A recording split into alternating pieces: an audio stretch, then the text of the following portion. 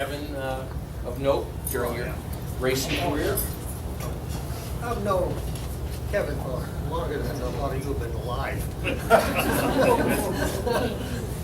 I raced with Don back in the 60s. And I met Kevin at Mac McConaughey's shop, and when he was still in college. And I remember the first time I met you, I think I gave you a ride back to college in my Renault with a bunch of motorcycle parts. There was a fairing in there. Oh yeah, and a fairing. All three people in a fairing in a Renault. And I had to write down things because I can't remember anything. But Kevin and I have been friends ever since then, and he's the kind of guy that always helped everybody out.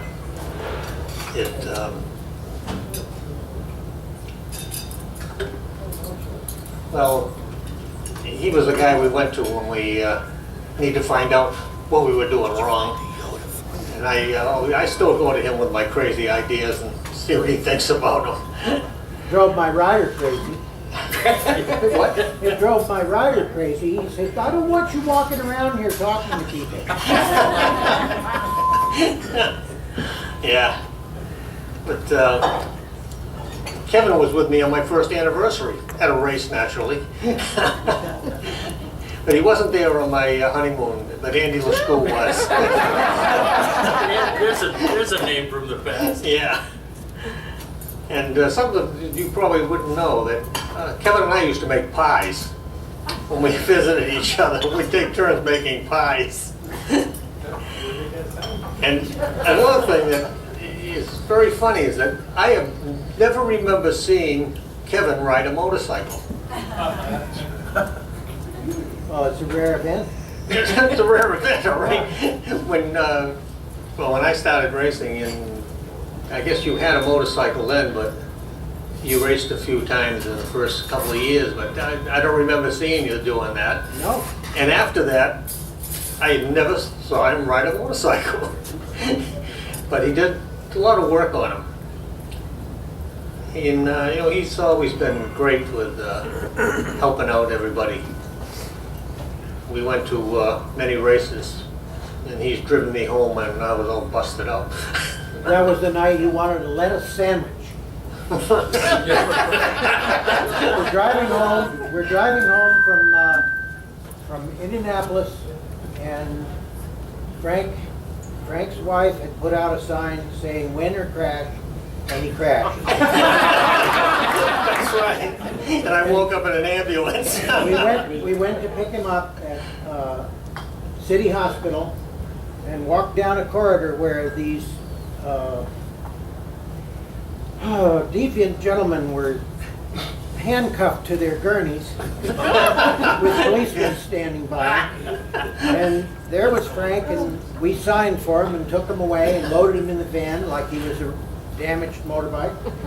And we're boring through the night thinking, this shit sometimes happens. And he's moaning back there. I'd like to eat something. I think I'd like a lettuce sandwich.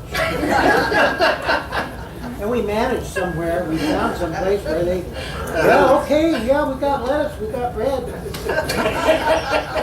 That was a long ride. It wasn't the 5 easy pieces. It was a lot easier than that. Yeah. Oh well.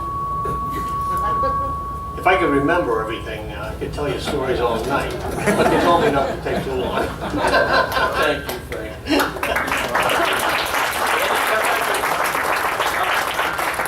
I could go on all night too. I went to college in Philly, and then in 1965 I ended up at graduate school in Boston.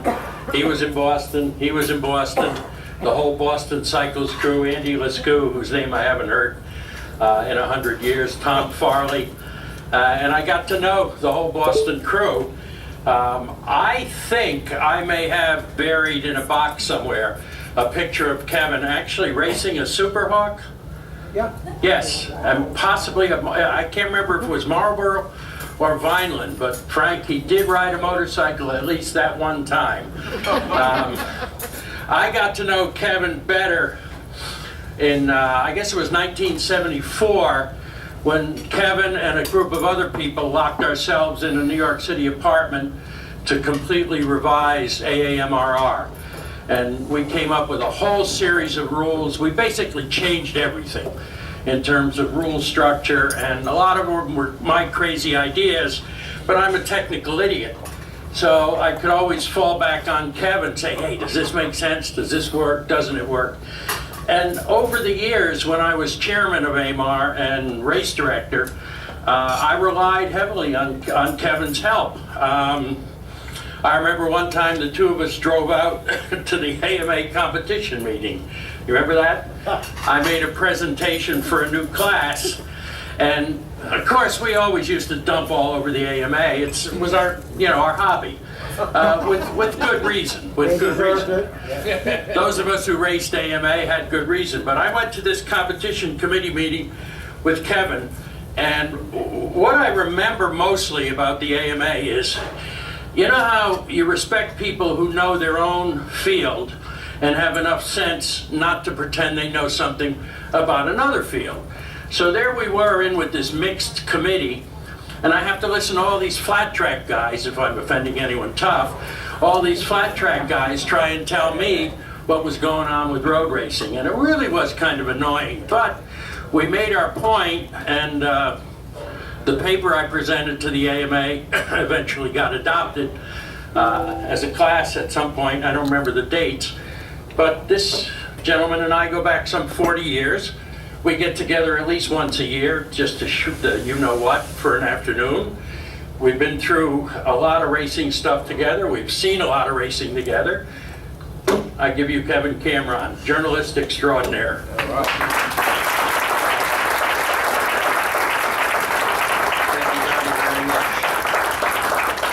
Well, in case you haven't guessed it by now, that little segue is to allow us to induct the newest member of the USCRA Hall of Fame, which is going to be Mr. Kevin Cameron. All right.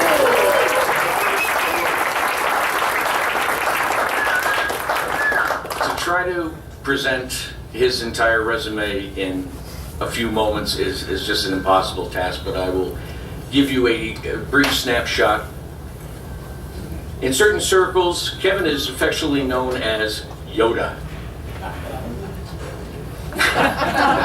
Not because he has any physical resemblance to this fictional character. Obviously, he's much taller. Kevin's much taller. But like this make-believe Jedi master, the person who we honor here tonight is truly a master of many respects. He has amassed a knowledge and depth of understanding on a whole host of subjects, including, but not limited to, automobiles of all types, motorcycles, aircraft, rocketry, and the evolution of some of the most incredible advancements in materials and manufacturing technologies. From humble beginnings after slogging through a formal education, then largely self-educated throughout his life, Kevin has continued to probe, to explore, to question the most intricate of all things in the physical world. He has embraced the why nots when it comes to looking to make things performing better. As a former TD1B racer himself, he found that he really didn't care for racing too much, but he really enjoyed making things go faster. And this was fortunate because soon he became the tuner for the local Boston boy champs, Frank Camilleri, Andy Lascaux. But then Kevin moved on to bigger things. He became a team owner and tuner to Cliff Carr, who together had the temerity to challenge the factory teams, both here in the US and abroad. He is no stranger to luminaries like Irv Kanemoto, a legend in his own right. He mingles well with members of the FIM cabal, and he has been to all the GP tracks around the world more than once. He is also well known and highly respected author of 4 books covering all facets of GP racers, their bikes, their business, and the technology that it breeds. He is well known as a longtime columnist and technical guru of the largest motorcycle magazine in the United States. As you may know, if you are a reader, he writes highly technical pieces and enjoys writing in a muscular and authoritarian theme. He says it makes it fun to read. And obviously, we agree, and the market has spoken as well.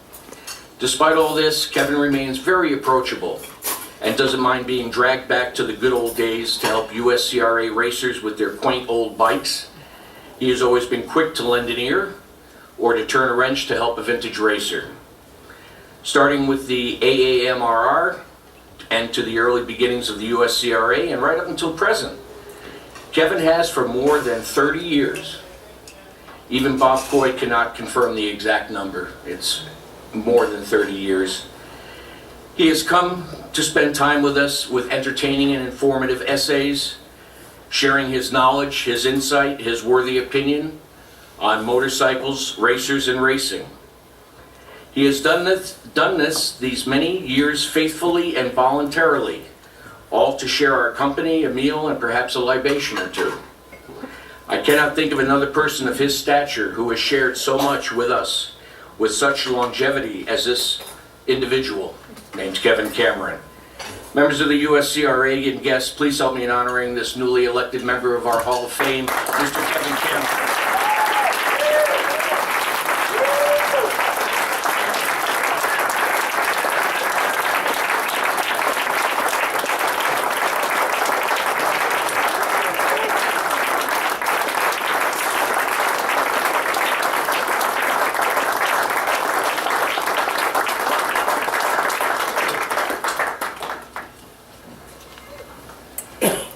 A lot of that is close.